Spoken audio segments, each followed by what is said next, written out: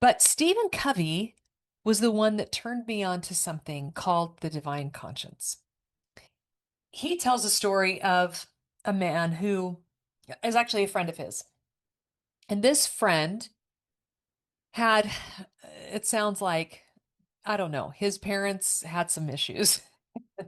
I'm sure they were nice people, but when he was growing up or being taught to drive, I guess, he was told that if he ran a stop sign or didn't come to a complete stop, that he needed to go around the block 3 times to make penance. And so you can imagine if his parents taught him that, there's probably other funky things his parents taught him.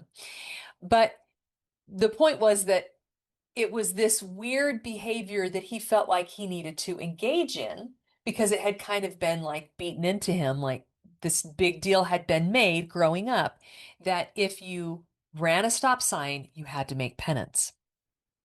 And so one time he was talking to Covey and he told him this story and he said, that's why I just feel like sometimes it's best to ignore your conscience and just listen to common sense.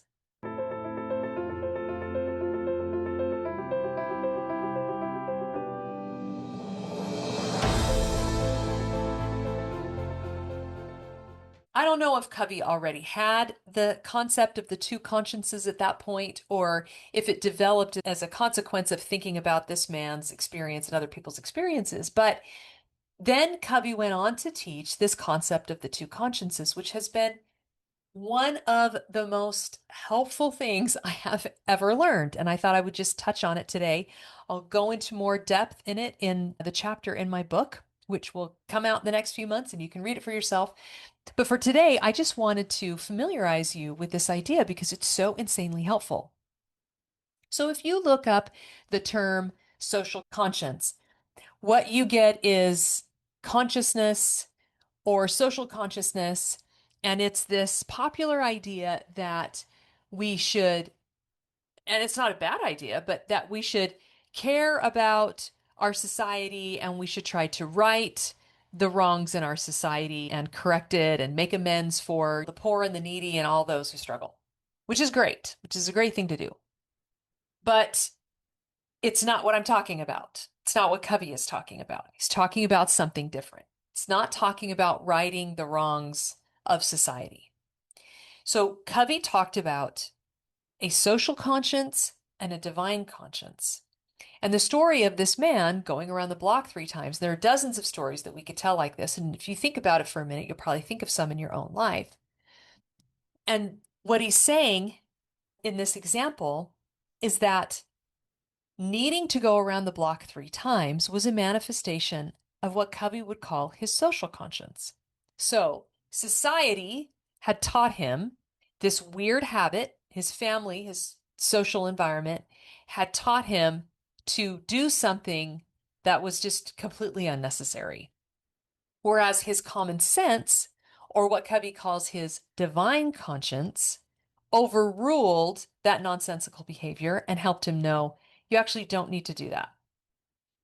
So, what this looks like in our day to day lives is that there's a mechanism. One way of talking about it, Thomas Reid taught that the natural law is written on the hearts of mankind by the finger of God. So, what he's basically saying, and I could give you many, many quotes on the conscience and it being written on our hearts, is that there are things that are right and there are things that are wrong. And the first principle of the natural law is to seek the good.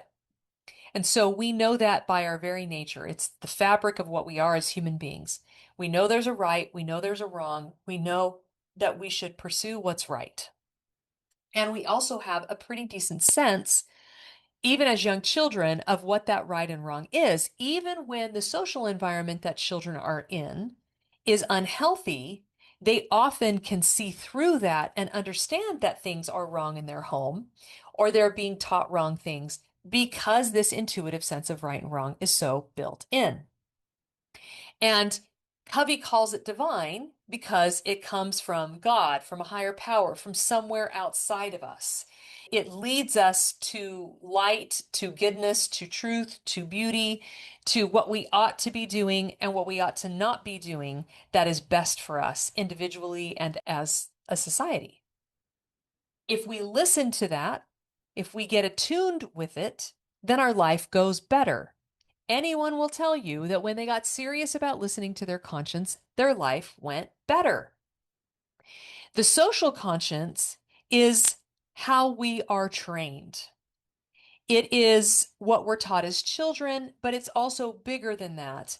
It's the world around us, the society, the culture in which we're entrenched.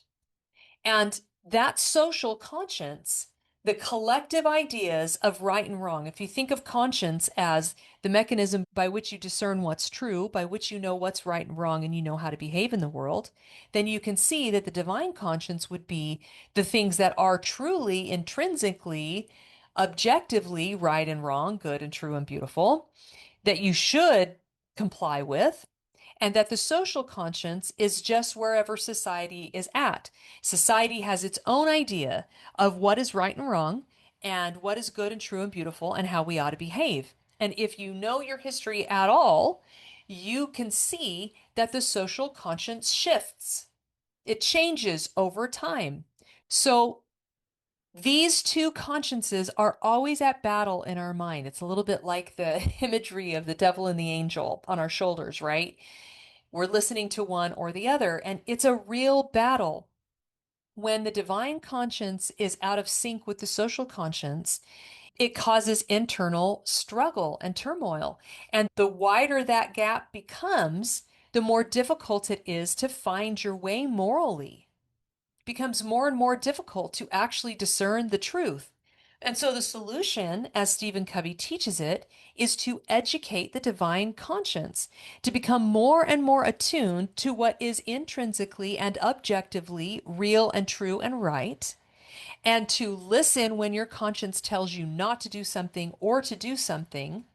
And by virtue of doing that, to strengthen your own character, to become more virtuous yourself by living in line with virtue and the divine law, the natural law, those true principles that govern human behavior, that we can, in the words of Cecil B. DeMille, we can't break them, but we can break ourselves against them.